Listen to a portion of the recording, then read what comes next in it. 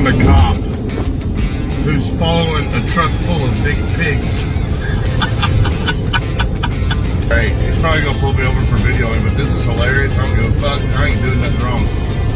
Look, guys, I'm trying to pull up to him so I can point it out. This motherfucker gone, son.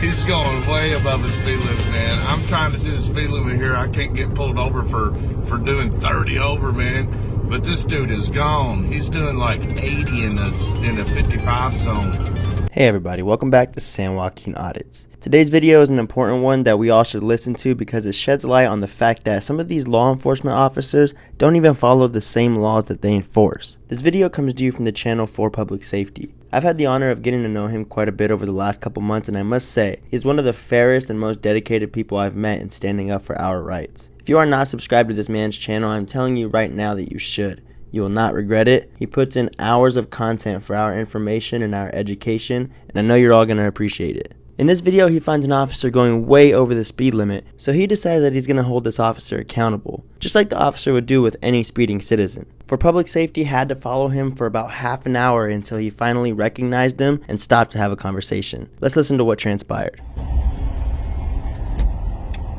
Is there a safe place we could pull over and talk? Well, I got a legal issue I wanted to talk to you about. You passed me up and I saw you're an officer and I needed to speak with one, so I didn't want to call. I've seen you right here. I thought you'd be available. No, I don't live here. Do you live here? In the neighborhood? Okay. Yeah, I'm not from this neighborhood. I'm from another neighborhood. But I followed you in here because, like I said, I wanted to pull you over and have a talk with you. You came through my neighborhood where I'm from. And buddy, you were really going too fast. It's a 55 zone, and you were doing about 80. Long I-60 or 71 there. So you were going about 80 mile an hour. I mean, I didn't clock you or nothing, but I was doing the speed limit with you. What it was, the interstate that goes out to Georgetown, Indiana. Was that you? You're coming in from like St. Louis? 64.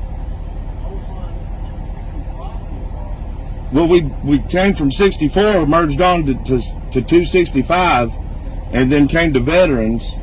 No, we came to 65 and then to Veterans Parkway. That was you, correct? You look like the same person that passed me. I don't really feel comfortable right here in the middle of the road. Well, keep an eye out so we don't.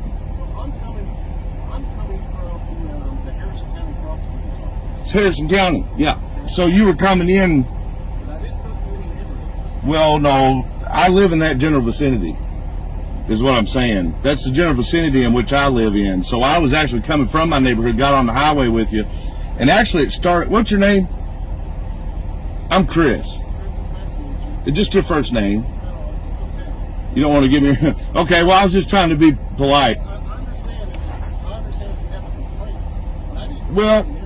No, I know you didn't go through the neighborhood. I said on the interstate. You were doing about 80 in the 55 there. Where's the 55 on the interstate? It starts, I know it's a little confused. It's almost like a speed trap. They ought to change it to 65, I believe, personally, but that's my opinion.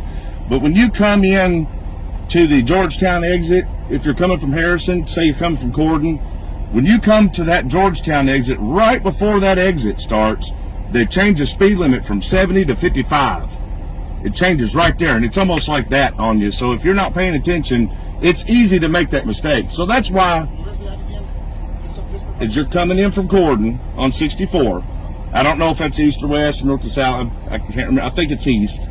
So you're coming into Georgetown area. It'll be the Georgetown exit. As you're coming up to the Georgetown exit, right before the ramp to the exit to exit off starts, that speed limit right there jumps from 70 down to 55. And officers are always there because I think they think it's unsafe. I don't know why, but they keep that area 55. And I was right with you. I was actually going to wave to you and make a little joke. Remember when you were behind a hog truck? I thought it was kind of funny. Yeah, you're. And so anyway, but you took off. You kept going when the speed limit changed. I was like, damn, he's doing, 70 mile an hour. And the only reason I was able to stay with you was because people see cops and they hit their brakes. So as I slowed down, I could see everyone hitting their brakes. I was able to track you to the intersection there when you got off 265. So I thought, well, he's probably a polite guy. I just want to let him know that speed limit change is there. You know what I mean? So I flashed you a couple times. You didn't pull over. You know what I mean? And I didn't want to do it on the interstate. No, I do remember a car behind me flashing. I thought we saw that vehicle next week that they were drove. I understand. Yeah, easy mistake. But no, I just wanted to tell you that speed limit change there, and it's, you know, even though I personally don't believe, It's understood. you know what I'm saying? Even though my personal opinion, I think it'd be perfectly safe to do 65, 70 all the way to the bridge, but they got it down to 55 for whatever reason, and they must believe that it's important because they enforce it a lot. Like, there are state police there all the time pulling semis and people over because they don't, it's almost like a trap. But I personally believe that all the laws are created for safety. So if they believe that, if the city and the state and everybody believes it's unsafe right there to keep going 70, then we'll all just ought to do it. You know what I mean? For public safety brings up a very good point right here. Half of the reason there's even laws and rules for the road is for public safety, right? So if these officers are out here enforcing the law and writing tickets and arresting people based off of traffic infractions, but won't follow those same rules of the road, aren't they the most unsafe people on the road? I'm glad that For Public Safety is pointing out the hypocrisy in these officers making these rules for thee but not for me type of decisions. Let's keep watching. Yeah. Yes, sir. Well, I just kept trying to pull you over, and you were doing the speed limit once we got from there, so I was able to just keep with you. I tried several times in safe environments. I put on my body camera.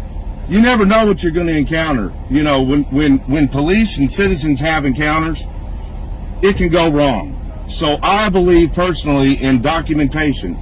You know, that's what I do, bud. I hold everyone accountable, because I've been put in that position before, and I'm held accountable. So what I believe nowadays is that it's not wrong. They went wrong. People that said you got to do things by law, you got to be accountable, I believe they're right. So now that's what I do too. I help endorse that idealism. Of course I'm not pretending to be I'm a civilian. I've told you that already. And my name is Chris. No, I normally don't encounter a situation where I need to. Most people abide by the laws. You know what I mean?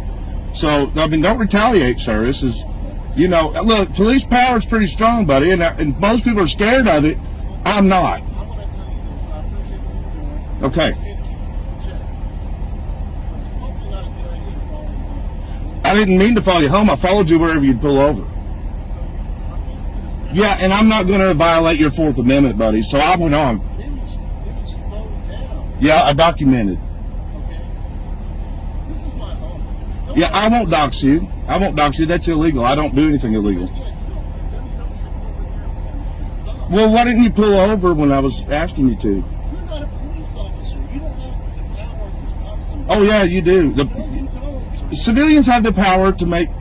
There's even a thing called a citizen's arrest, but it... Somebody's flashing your headlights at somebody is not an indication. No, I don't have any emergency equipment. Exactly. That's why I couldn't go over the speed limit to catch up with you and pull you over like that.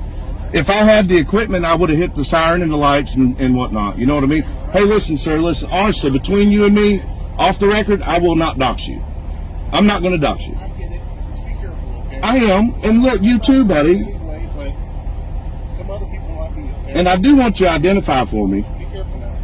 All right.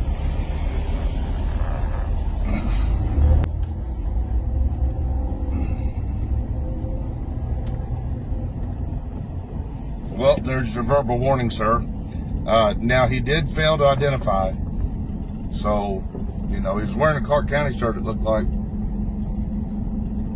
I couldn't, because he stopped on the actual road, I couldn't grab my phone. I know it would have been good for everyone if I could have grabbed my phone and turned it to him.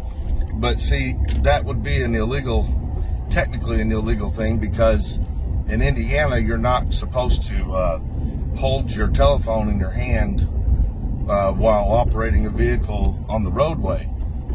So, since we were stopped in the road like that, which, you know, he didn't give me much choice but to stop, I did not want to, violate any ordinances or laws or anything like that. So I just went ahead and left the phone there, even though you guys couldn't see. I tried to turn my body a little towards him. Maybe I caught his image on the body cam. Alright, and that's going to do it for today's video, everybody. Yet another video of a cop who doesn't want to hold himself accountable. Big thank you to 4 Public Safety for capturing this video and having the bravery to follow this cop down and speak his mind. I cannot stress this enough. Go subscribe to 4 Public Safety and let them know I sent you over. I greatly appreciate it. As always, if you enjoyed this interaction, be sure to leave a thumbs up and click the subscribe button on the way out. Thank you guys as always for tuning in to San Joaquin Audits. I'll be back with another video soon.